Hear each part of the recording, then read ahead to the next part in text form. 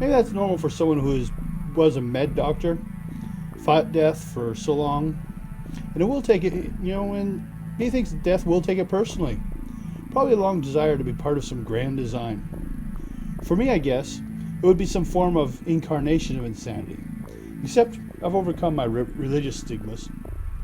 My main problem is sometimes I watch people way too long, instead of taking the actions I should.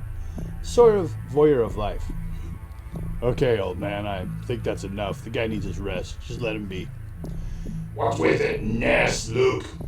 I don't have to explain myself to someone like you. Ever. I was a doctor before your daddy was an idea. I was a magi before your grandmother was dripping blood.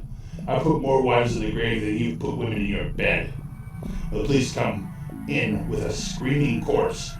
Then less than a full day's recovery. Chill shoots through the walls as the new patient sits in his room.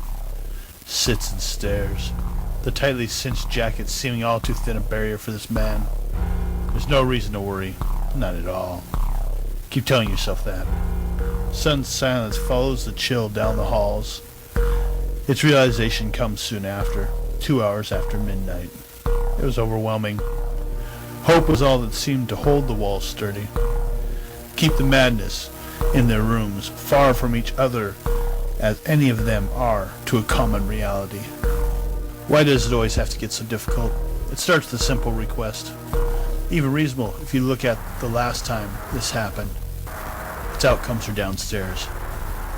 The end does not always justify the means. The truth? We all know it's not the request. It's one doing the requesting. So you do your all too attractive female friend a favor. Stranger yet, the authorities arrive and ask you to keep the same favor for them, even though they don't know of the original favor.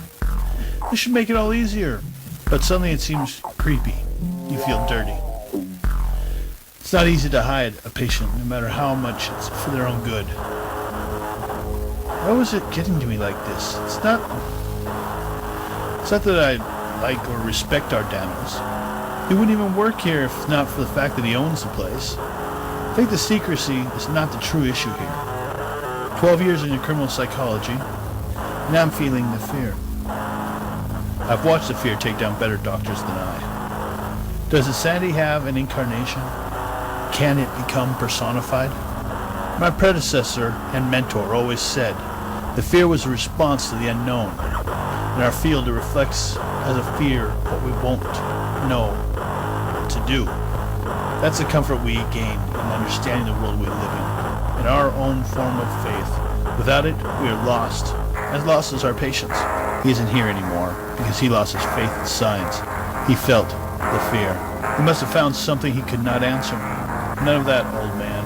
Remember, if you fail at your job, others will lose as well. That's strange. Can't remember what case he was working on when he left us. Worse yet, I'm sure that it was one of those things that I thought I would never forget. You should check on that. First, a short power nap. It's been a long day, maybe 2. Seldom leave the hospital these days, just sort of moved into my office slowly at first. Bring a coffee maker, then a microwave, a small fridge from the labs. They couldn't keep a sample at a perfect temperature, but still good enough for food. Then one night, you roll on a cot. For a quick nap after a double shift. Never get around to moving it out. Why do I still pay rent?